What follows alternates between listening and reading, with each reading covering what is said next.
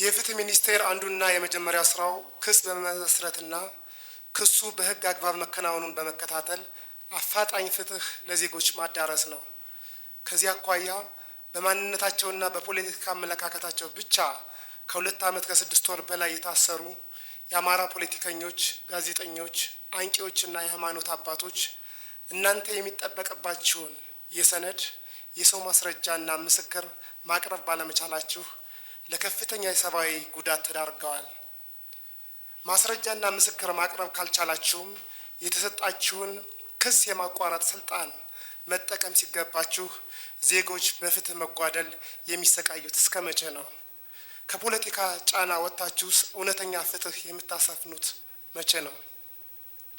ሌላው ዋነኛ ስራችሁ በአገሪቷ የሚገኙ የሰብአዊ መብት ጥሰቶች እንዳይከሰቱ መከላከልና ተከስተው ሲገኙም ተገቢውን ፍትህ እንዲያገኙ ማስቻል ነው። ከዚህ አኳያም በሰብአዊ መብት ተቋማት እንደተረጋገጠው በተለያዩ የሀገሪቱ ክፍሎች በተለይም በአማራና በኦሮሚያ ከፍተኛ የሰብአዊ መብት ጥሰት ሲያጋጥም ይታያል። ይህንን መሰል የሰብአዊ መብት ጥሰት እንዳይከሰት ተከስቶም ሲገኝ ፍትህ እንዲረጋገጥ ሚኒስቴር መስሪያ ቤታችሁ ምን ሰራ?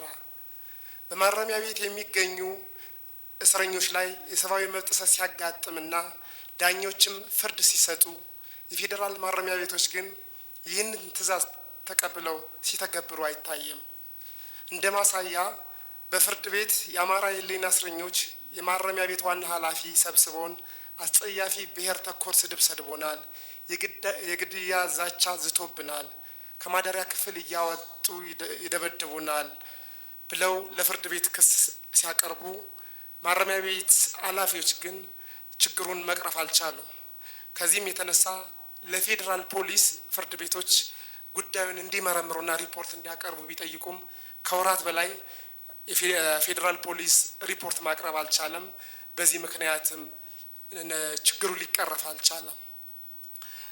ይህንና መሰል የሰብአዊ መብት ጥሰት የሚሰሩ የፌዴራል ማረሚያ ቤት አመራሮች ላይ ተጠያቂነት የምታሰፍኑት መቼ ነው?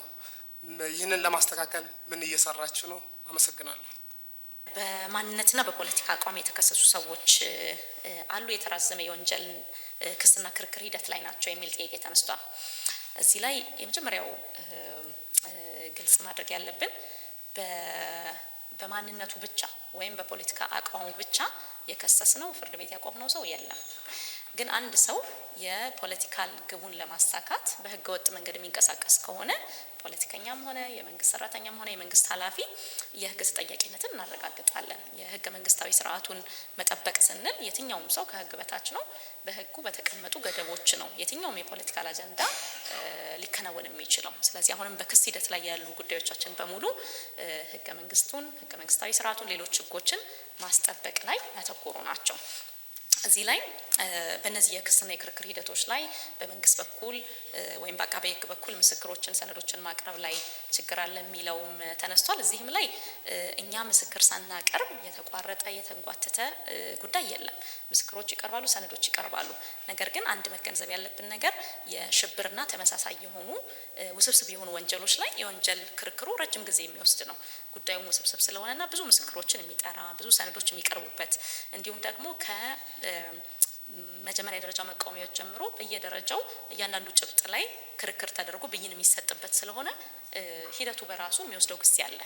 ይህን ስንል ግን በአጠቃላይ የወንጀል ምርመራና ክስ ሂደቱ ቅልጥፍና የምንፈልገው ደረጃ ላይ ነው ማለት አይደለም። በየጊዜው አንዱ ራሳችን የምንለካበት ነገር የተጀመሩ የምርመራና የክስ ሂደቶች በተቀመጠው የጊዜ ገደብ እየተከናወኑ ነው ወይ፣ ቅልጥፍናን የበለጠ ለማረጋገጥ ምን ማድረግ እንችላለን የሚለው ቋሚ ትኩረት የሚሻ ነው። እዚህም ላይ ሰፊ ስራዎች እየሰራ ነው። በተለይ የወንጀል ምርመራ ሂደታችን ላይ የተሻለ ቅልጥፍና እንዲመጣ ከፌዴራል ፖሊስ ጋር ከሌሎች የፖሊስ አካላት ጋር የተለያዩ የአሰራር ስርዓቶችን ዘርግተን እየሰራ ነው። ስለዚህ በእኛ በኩል በተቻለ መጠን ቅልጥፍናው በተሻለ መልኩ እንዲፈጸም እናደርጋለን። ግን ከጉዳዩ ውስብስብነት አኳያ የሚወስደው ጊዜ አለ። ከዚህ ጋር ተያይዞ ሌላ ማንሳት የምፈልገው በማንነት ላይ የተመሰረቱ ክሶች የመሳሰሉት የሚለው የወንጀል ተጠያቂነትን ማረጋገጥ ከባድ ስራ ነው። እንዲሁ የአቃቤ ሕግ አካል ስለፈለገ ብቻ አንድ ሰው ወንጀለኛ ይመስለኛል ብለን ለፍርድ ቤት አቅርበን የምናስወስነው አይደለም። የተከበረው ምክር ቤት እንደሚገነዘበው የፍትሐ ብሔር ጉዳዮች ላይ አነስ ያለ የማስረዳት ሸክም አለ። በወንጀል ጉዳዮች ላይ ግን ወደ 100% የተጠጋ እርግጠኝነት ሲኖር ነው አንድ ሰው ወንጀል ጥፋተኛ ነው የሚባለው። ስለዚህ እኛ የምንወስደው የማስረዳት ሸክም በጣም ከፍ ያለ ነው።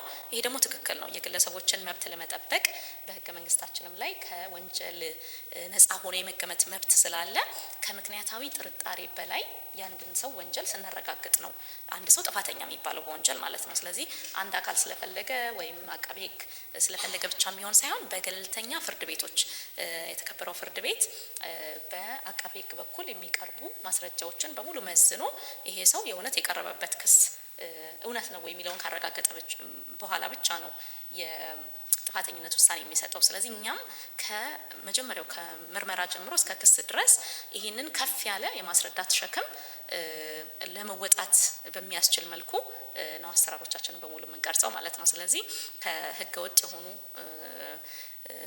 ስራዎችን የፈጸሙ ወንጀል የፈጸሙ ሰዎችን ተጠያቂነት ለማረጋገጥ በዚህ መልኩ እየሰራ ነው። በፍርድ ቤት በኩል ግን በእኛ በኩል የሚቀርቡ ነገሮች በህጉ መሰረት የቀረቡ መሆናቸውን ደግሞ ማረጋገጥ ላይ ኢንዲፔንደንት በሆነ ገለልተኛ በሆነ አካል ተገቢው ክትትል ይደረጋል። ሌላኛው ከማረሚያ ቤት ጋር ተያይዞ በማረሚያ ቤት ላይ የሚገኙ እስረኞች የሰብአዊ መብት ጥሰቶች ሲፈጸሙ በፍትህ ሚኒስቴር በኩል ምን ይደረጋል የሚል ጥያቄ ተነስቷል። እዚህ ላይ አንድ በመነሻነት ማንሳት ያለብን ነገር ባለፉት አመታት በጣም መሰረታዊ ለውጥ ከተደረገባቸው ትልቅ ሪፎርም ከተደረገባቸው ተቋማት መካከል የማረሚያ ቤቶች ናቸው። በፌደራልም በክልልም ያሉ ማረሚያ ቤቶቻችን ከለውጡ በፊት እንደምናስታውሰው በጣም በሰፊ የሆነ የሰብአዊ መብት ጥሰት ጥያቄ የሚነሳባቸው ነበሩ። ይህን ለማስተካከል በጣም ትልቅ የሆነ ዲፓርቸር ተደርጓል ባለፉት አመታት።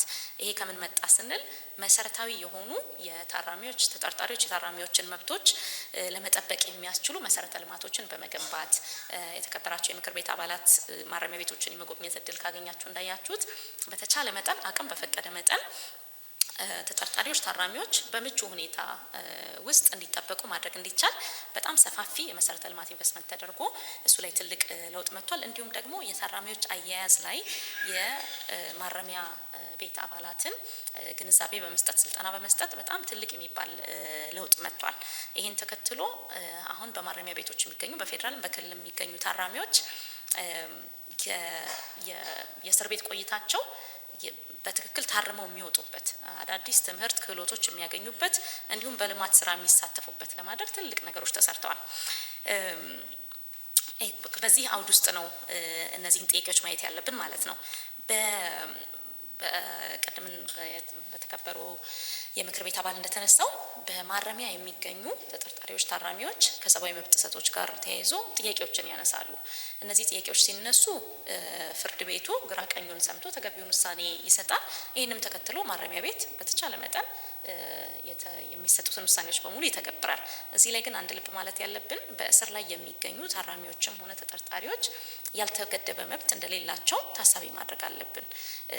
ልክ መብታቸው እንደሚጠይቁ ሁሉ ግዴታቸውንም ደግሞ የመወጣት ኃላፊነት አለባቸው። በማረሚያ ቤቶች ውስጥ በጣም ትልቅ የሆነ የማረሚያ ቤት ላይም ትልቅ ሸክም የሆነ በታራሚዎች በኩል ህገወጥ እንቅስቃሴዎች ይደረጋሉ። የተከለከሉ ነገሮችን ይዞ መግባት፣ የማምለጥ ሙከራ፣ እነዚህ ሁሉ አሉ።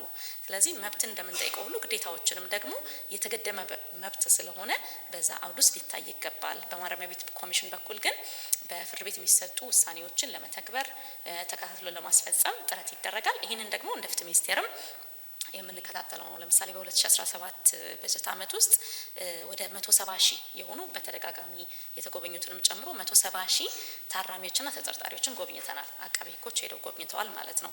በዚህ ጉብኝት የሚያዩት ሰብአዊ አያያዝን ከሰብአዊ መብት ጥሰት ጋር የተያዙ ነገሮች ካሉ መፍትሄ እንዲሰጥ እንዲሁም ተጠያቂነት እንዲረጋገጥ እያደረግን እንገኛለን።